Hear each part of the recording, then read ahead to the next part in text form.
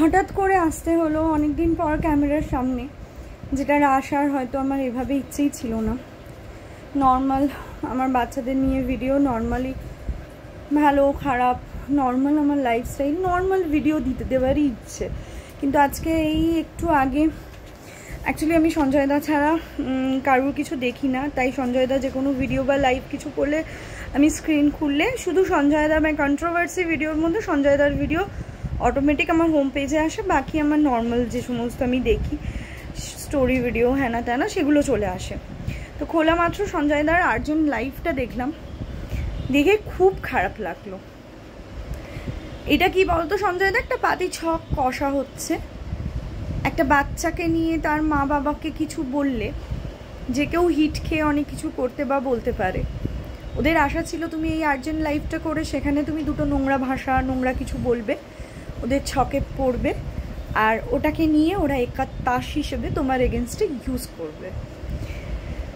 কিন্তু মানুষ ভুলে যায় একটা সন্তান যেমন বাবা মায়ের কাছে খুব দুর্বলের জায়গা, ঠিক সেইভাবেই একটা সন্তান বাবা মায়ের কাছে ততটাই শক্ত জায়গা। বাচ্চার জন্য মা বাবা অনেক কিছু করতে পারে, বাচ্চার মুখ চেয়ে মা বাবা অনেক কষ্টও সহ্য করতে পারে, অনেক লাঞ্ছনা অপমানও সহ্য করতে পারে। কিন্তু সেই যে সহ্য করার পর যে জায়গাটা আসে, যে রিভেঞ্জটা নেওয়া, অ্যাকচুয়ালি সেই রিভেঞ্জটা মানুষদের নিতে হয় না, ওপরে যে বসে আছে সে নেয়, একদমই সে নেয়। এর মধ্যে প্রচুর ভিডিও এসেছে যেগুলো আমাকে নিয়ে করা হয়েছে, লাইভেও অনেক কথা আমাকে নিয়ে বলা হয়েছে। অনেকে বলেছো, আমার পুরনো ভিডিওতে এসে আমাকে অনেকে কমেন্ট করে বলেছো, মিলিদি একবার দেখো গিয়ে লাইভটা, তোমাকে নিয়ে অনেক নোংরা কথা বলা হয়েছে। কিন্তু তোমরা কেউ কি দেখতে পেয়েছো আজ পর্যন্ত যে আমি কারুর ভিডিও বা লাইভ সংক্রান্ত সেই বিষয়গুলো নিয়ে বসে গেছি ভিডিও করতে? একবারের জন্য বসিনি। বিকজ আমি জানি এরা চাইছে যে আমি কিছু বলি, এরা চাইছে যে আমাকে উত্তপ্ত করে, আমাকে রাগিয়ে, আমার রাগটাকে ইউজ করে ওদের কার্যসিদ্ধি করতে। তো সঞ্জয়দাকে এটাই বলবো, নিজের ফোকাসে থাকো। রেগে গিয়ে কিছু করার কোনো মানে হয় না। আর একটা জিনিস আমি খুব ভালো করে জানি যে তোমার মতো সুখী এই পুরো ইউটিউবে কেউ নেই, যার বউ, সন্তান, মা তিনজনাই অন্ধের মতো তোমার ওপর বিশ্বাস, ভরসা, ভালোবাসা রাখে। কারণ এই ওয়াইটিতে যতজনাই আছে না কেন, কেউ তোমার মতো হ্যাপি ফ্যামিলিতে থাকে না। তুমি একটা হ্যাপি ফ্যামিলি পেয়েছো যেখানে তোমাকে সবাই ভালোবাসে এবং তোমাকে নিয়ে তারা সবাই থাকে এবং তোমাকে নিয়ে সবাই খুব প্রাউড থাকে। আর প্রাউড হওয়ারই যোগ্যতা তোমার মধ্যে আছে। নিজের বউকে, এটা বাড়ি নয় তোমাদের জন্য, তুমি যেটা বৌদিকে গিফট দিচ্ছ একটা রাজপ্রাসাদের মতো ব্যাপার হচ্ছে। আমি তোমাকে এটুকুই বলবো, তোমাকে দেখে সবার জেলেসি হওয়াই স্বাভাবিক, বিকজ তুমি সত্যি কথা বলো, বিকজ তুমি মানুষের জন্য লড়ো। একটা কথা আমি দেখলাম বা শুনলাম বা জানলাম বা বুঝলাম, সেটা হচ্ছে মানুষের থেকে বড় বেইমানের জাত আর হয় না। সত্যি হয় না। সব মানুষ বেইমান বলবো না, কিন্তু ম্যাক্সিমাম মানুষ, অ্যাটলিস্ট ইউটিউবে এসে আমি এটাই দেখলাম, সবাই বেইমান আমার চোখে, সবাই বেইমান। একটা মানুষকেও দেখলাম না যারা খুব ভালো আছে। নূপুর দি আছে, মিমি আছে, মি অ্যান্ড মাই মমের বিশাখার কথা বলছি, ও আছে। প্রিয়াংশুকে দেখেছি, প্রিয়াংশু খুব ভালো। এরকম হাতে গোনা কয়েকজন, কিন্তু বাকি সব কটা একদম পিঠ ঘুরবে, পেছন ঘুরবে, তো তোমাকে নিয়েই পেছনে গসিপ চলবে।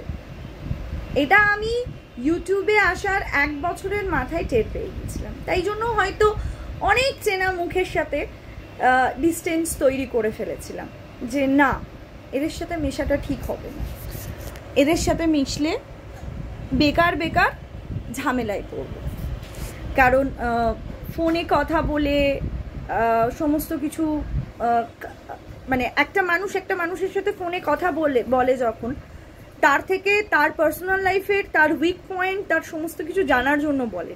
ইউটিউবে পার্সোনালি কারোর সাথে যদি সম্পর্ক সুন্দর করা হয়, এটাই আমি বুঝেছি, এই জন্যই সুন্দর করা হয় যাতে সেই সামনের ব্যক্তিটির পার্সোনাল লাইফের ব্যাপারে জানতে পারা যায়, উইকনেসগুলো জানতে পারা যায় এবং ইন ফিউচার সেগুলোকে একার তাস হিসেবে তার ওপর ইউজ করা হয়। বারবার দেখে গেছি আমি, কিন্তু অনেকের অনেক পার্সোনাল লাইফ জানি, কিন্তু অনেকে অনেক কিছু বলেছে, অনেক লোকদের দাঁড় করিয়েছে নীলি চ্যাটার্জির এগেনস্টে, কিন্তু কোনোদিন ওই যেগুলো জেনেছিলাম তারা বিশ্বাস করে যেগুলো আমার সাথে শেয়ার করতো বলতো, কোনোদিন আমি সেগুলোকে ইউজ করিনি। বিকজ আমাকে আমার বাবা মা বলো, আমার বড় বাবা বলো, বা আমার জেম্মা বলো, বড় মা বলো, এরা একটাই কথা বলেছে যে কখনো কারুর বিশ্বাস নষ্ট করবে না। কিন্তু এই বিশ্বাসেরই দাম ইউটিউবে এসে দেখলাম কোথাও নেই। সবাই মিশতে চেয়েছে, আমার ব্যাপারে জানতে চেয়েছে, কোনোদিন জানাইনি। সেমভাবে সঞ্জয়দার ব্যাপারেও দেখেছি, সঞ্জয়দা সবার জন্য নিঃস্বার্থভাবে শুধু করে গেছে, পিঠ পেতে দিয়েছে, ভালোবাসার মানুষদের জন্য সালা জান দিয়ে দেবো। সঞ্জয়দাকে বারবার বলেছি, সঞ্জয়দা ভুল করছো, করো না, বিশ্বাস করো না, ভালো নয়, জানো তো। কোথাও জানি না বিশ্বাস হয় না, কেন জানি না, এদেরকে মানতে পারি না। কিন্তু সঞ্জয়দা বলে না গো তুমি ভুল করছো, ওরা খুব ভালো, খুব ভালোবাসে, সব সময় আমার সাথে কথা বলে, আমি যেটা মনে হয় এটা ভুল আমি ওদেরকে বলি যে করো না, এটা নিয়ে করো না, ওইদিকে যেও না, যাবেন না, এইভাবে কথা। আপনি ছাড়া তুমি কোনোদিন কাউকে বলতো না মানুষটা, বলে না মানুষটা। কিন্তু মানুষটাকে নিয়ে অলওয়েজ মানে কার নাম নেব আর কার নাম নেব না, সেজন্য কারুর নাম নিলাম না, সবাই মোটামুটি খেলে বেরিয়ে চলে গেছে। নিজেদের যখন দরকার পড়েছে, সঞ্জয়দা জানো তো আমাকে এটা বলেছে, ব্যাস সঞ্জয়দা বলে গেল, আমার বোনকে বলেছে, আমার দিদিকে বলেছে, আমাকে লড়তেই হবে, ব্যাস। সঞ্জয়দা বোকা হয়ে বোকার সাথে, মানে সঞ্জয়দার ক্ষেত্রে বোকার সাথে চুটাও বসিয়ে দিতে পারি আমি, আমার ওইটুকু রাইট আছে। ভিডিও নামিয়ে ফেললো, আমি দেখলাম, দেখে ফেললাম, কেন করতে গেলে এই ভিডিওটা? তুমি জানো না ওদেরকে মেন্টালি হ্যারাসমেন্ট করছে, মানে মেন্টালি হ্যারাসমেন্ট বলে না ওটাকে, অ্যাকচুয়ালি বলে পার্টিকুলার যাদের হয়ে যতগুলো ভিডিও করেছে আর সঞ্জয়দা গালাগাল খেয়েছে, অ্যাকচুয়ালি সেই ব্যক্তিগুলোকে কোনো না কোনো সময় কোনো না কোনো পক্ষের মানুষরা ওটাকে কি বলবো বলো তো, মেন্টালি মলেস্ট বলবো, সেটাই বলা উচিত বোধহয়। এটাই করে অলওয়েজ। মুখের ভাষা বা মুখের কথার দ্বারা মানসিকভাবে মলেস্টেশন কাকে বলে, এদের ভিডিও না দেখলে বুঝবে না, এদেরকে না দেখলে বুঝবে না। আর এদেরকে সাপোর্ট করতে গেছে কিনা, আমার দিদিকে সাপোর্ট করতে হবে, আমার বোনকে সাপোর্ট করতে হবে, একে সাপোর্ট করতে হবে। কেন ভাই? সঞ্জয়দাকে এটা পর্যন্ত বুঝিয়েছি, সঞ্জয়দা ওরা যখন ইউটিউব খুলেছিল তোমার সাপোর্ট পাবে এই ভেবে খোলেনি, করো না কাউকে সাপোর্ট, নিজেদের লড়াই ওরা নিজেরা লড়ুক, তুমি ছেড়ে দাও ওদেরকে। না, আমি সবার পাশে আছি, আমি সকলের সাথে থাকবো, এটা একটা মুঠো, এই মুঠোটাকে আমরা এক করে রাখবো। সব সময় মানুষটা যে ছিল এই মুঠোটা একসাথে থাকবে, যেটাকে ভাঙা খুব টাফ হবে। কিন্তু আজকের ডেটে দাঁড়িয়ে দেখি মুঠোটা অ্যাকচুয়ালি ভেঙে গেছে, আর মানুষটা এখনো একা লড়ে যাচ্ছে এতগুলো মানুষের এগেনস্টে। সত্যের জন্য আজও সঞ্জয়দা দাঁড়িয়ে আছে, তার জন্য তার সন্তানকেও ছাড়া হচ্ছে না, তার বউকে তো বহুদিন ধরেই হয়নি, ছেড়ে দাও। কারণ তার বউয়ের পায়ের যে ছোট নখটা আছে না, কড়ি নখটা, ওই নখটার ওই ছোট্ট নখটারও যোগ্যতা পুরো ইউটিউবে কন্ট্রোভার্সি ক্রিয়েটারদের একজনেরও নেই, ইনক্লুডিং মি অলসো। আমি নিজেকেও ইনক্লুড করলাম। প্রেম করে ভালোবেসে একটা মানুষ কোথা থেকে আজকে কোথায় উঠে দাঁড়িয়েছে, এখনো পর্যন্ত সঞ্জয়দাকে দেখে শিখতে হয় কি করে নিজের বউকে ভালোবেসে নিজের কাছে রাখতে হয়। আর বৌদির থেকে, রিম্পা বৌদির থেকে জানতে হয় যে অভাব অনটন অনেক কিছু থাকলেও প্রেম ভালোবাসাকে হারিয়ে যেতে দিতে নেই। দেখে শেখা দরকার। যেখানে পরকীয়া মানে এমন এমন মানুষ আছে গোটা ইউটিউবে যাদের প্রচুর টাকা পয়সা গয়না গাটি থাকতেও বর দিতে চাই বউ নিতে চাই, কিন্তু তবু বাড়িতে সন্তুষ্ট হয় না, লোকে বাইরে বাইরে পালায়। এরকম হাজার লোক আছে, মেয়ে ছেলে উভয় আছে। কিন্তু সঞ্জয় দা আর বৌদির মধ্যে যে সুন্দর সম্পর্কটা, সেটা অ্যাকচুয়ালি ওই বন্ডিংটা গোটা ইউটিউবে ছাড়া কারণ নেই। আর বৌদিকে নিয়ে নোংরা কথা তো এরা বলবেই, বললাম না, পায়ের নখের যোগ্যও নয়, কেউ নয়। ওই মানুষটা যেভাবে আজকে সংসার কন্টিনিউ চালিয়ে গেছে, সঞ্জয় দা বাইরেটা দেখেছে, বৌদি ভেতরটা দেখেছে, সংসার যেভাবে সুন্দরভাবে পরিচালনা করে সংসারটাকে একটা জায়গায় আজকে নিয়ে এসে দাঁড় করিয়েছে। খুব তাড়াতাড়ি সঞ্জয় দার বাড়িও মানে গৃহপ্রবেশও হবে, আর সেই বাড়ি যখন সাজানো গোছানো কমপ্লিট হবে, আই নো ইউটিউবের আচ্ছা মানুষের ফেটে হাতে চলে আসবে। একটা মানুষ সত্যি আর ন্যায়ের পথে থাকলে তার ভালোই হয়, হয়তো দেরি হয় কিন্তু তার ভালো হয়। আর ভালোবাসায় বিশ্বাস থাকলে সেই মানুষটা কোনোদিন ঠকে না।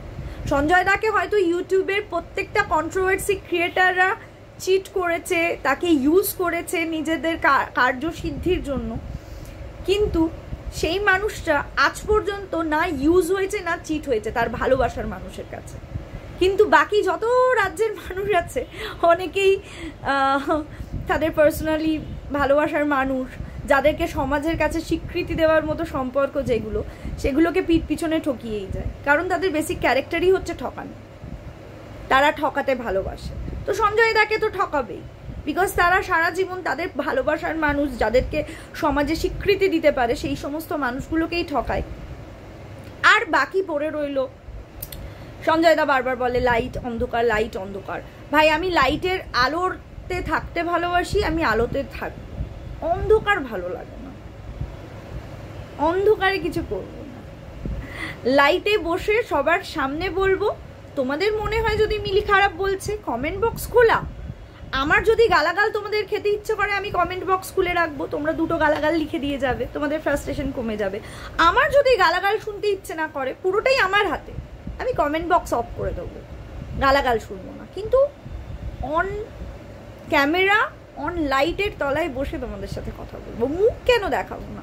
আমি খুব প্রাউড আমার এই মুখটাকে নিয়ে। চোর নাকি বাড়া মুখ দেখাবো না? অ্যাকচুয়ালি আমি খুব প্রাউড আমার এই মুখ চোপাটাকে নিয়ে, খুব প্রাউড। আমি যে ট্যারা এটা নিয়ে খুব প্রাউড, কারণ আমার কাছের মানুষদের এই চোখটা ট্যারা ব্যাপারটা খুব ভালো লাগে, আমার এই দাঁতগুলো ভালো লাগে। কি করব বলো? সেই জন্য কেউ আমার কাছের মানুষরা যদি বলে তোমার এগুলো ভালো লাগে, তোমার চুল ভালো লাগে, তো আমি সেগুলোকে অলওয়েজ ক্যামেরার সামনে নিয়ে এসে বসে কথা বলবো না। এটা হচ্ছে আমার একটা প্রবলেম। আর বাকি সঞ্জয় দাকে এখন সঞ্জয় দা যেই জায়গায় ছুটছে, যেই বড় একটা যুদ্ধে নেমেছে, সেখানে এরকম হাজারো মানুষ আসবে যারা সঞ্জয় দাকে একটা জাল পেতে রাখবে, সেই জালে যদি কিছু করে পা দিয়ে দেয় ভালো হবে। কিন্তু প্রতিটা মানুষ হয়তো ভুলে যায়, কি বলতো, কি করে বোঝাই বলতো, পটি করা নিয়েই বলছি। আমরা হয়তো সবাই ভুলে যাই যে আমরা ধরো কেউ পটি করলো, তারপরে আরেকজনা কেউ বাথরুমে ঢুকলো, বললো উফ পরিষ্কার নয়, কি দুর্গন্ধ।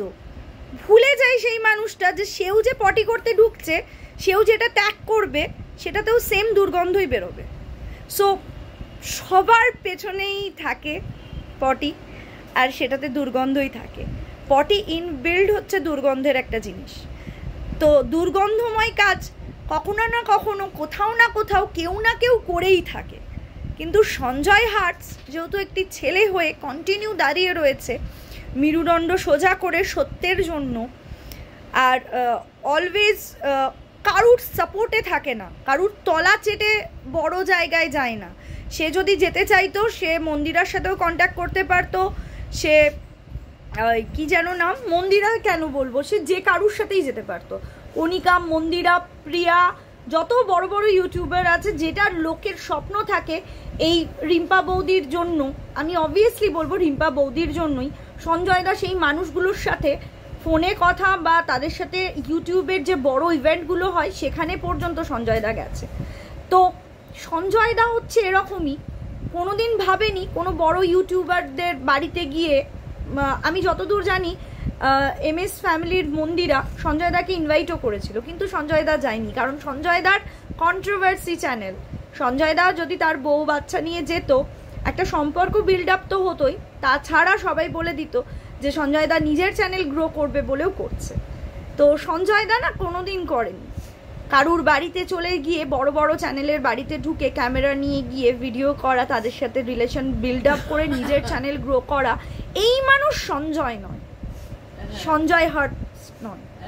ওর হার্টটা এতটাই পিওর অ্যান্ড মানে ওর সোলটা এতটাই পিওর যে ওকে হয়তো পিঠের ওপর অনেক বেদ ঘা খেতে হয়, কিন্তু জিত ওরই হয়।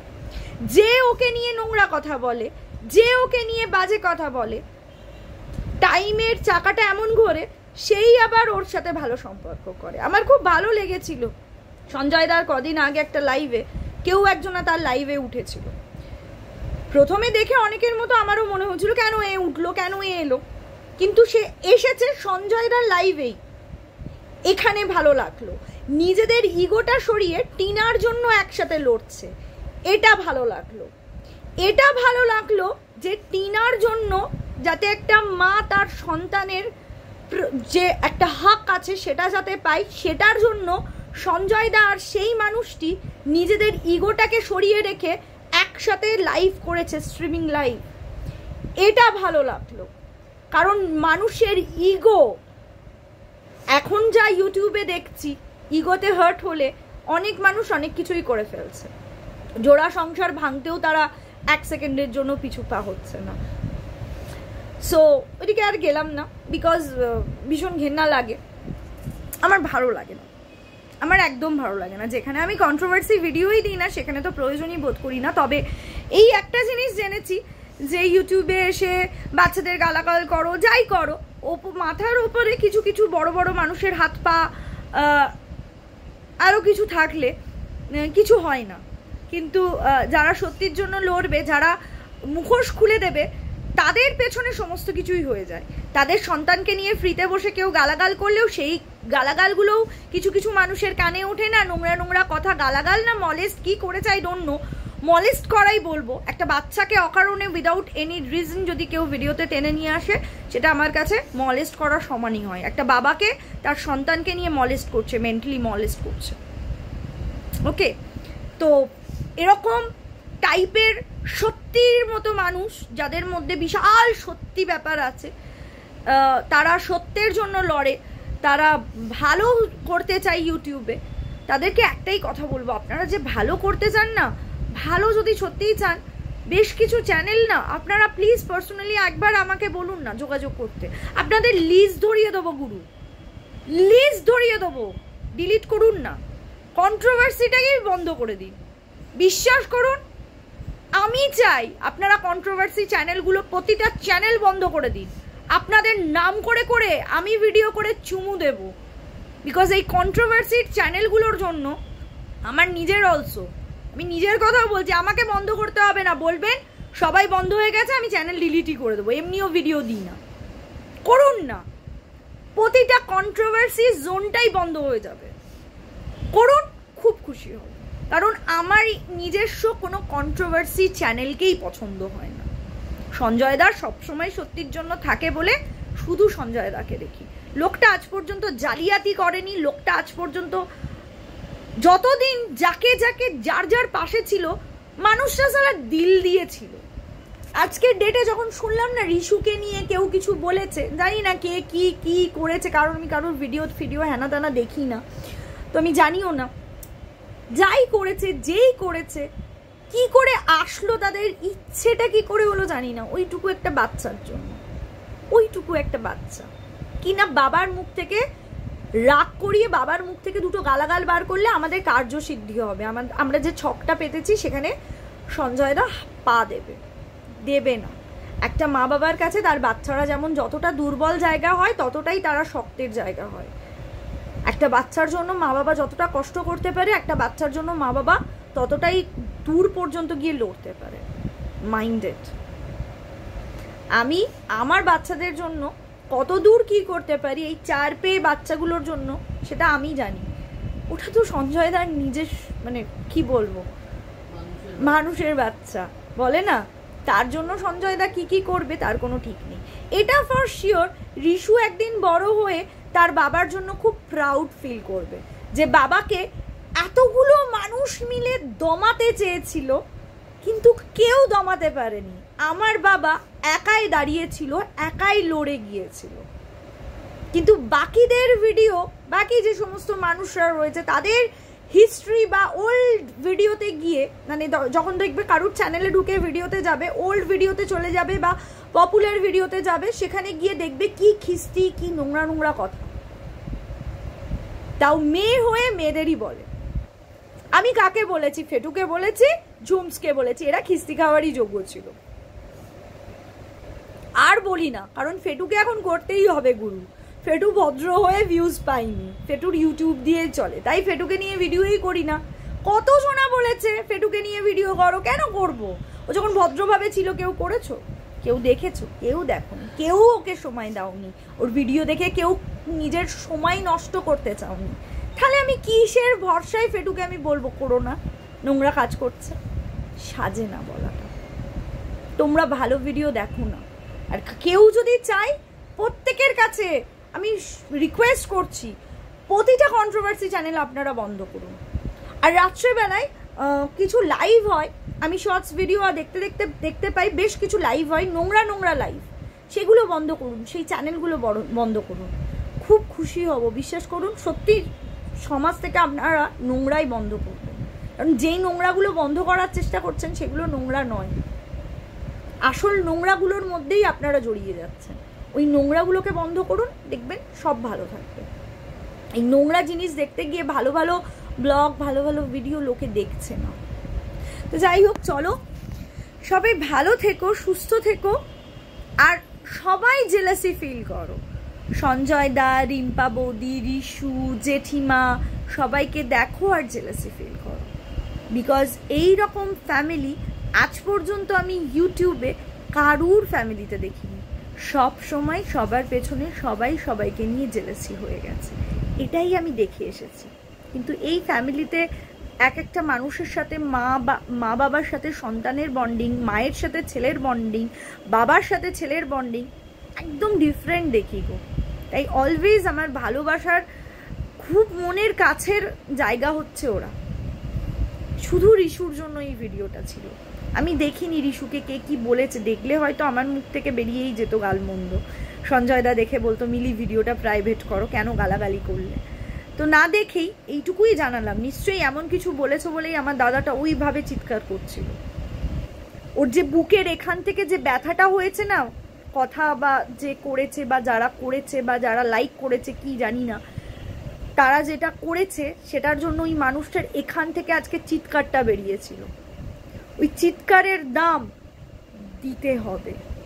কন্ট্রোভার্সি করতে এসে কারুর সন্তানকে, যেই সন্তান কোনো দোষ নেই, তাকে নিয়ে যারা নোংরা কথা বলেছে, তার দাম তাদেরকে দিতে হবে। বিকজ আমি কর্মা মানি, আর কর্মা মানি বলেই আমি কন্ট্রোভার্সিও করি না।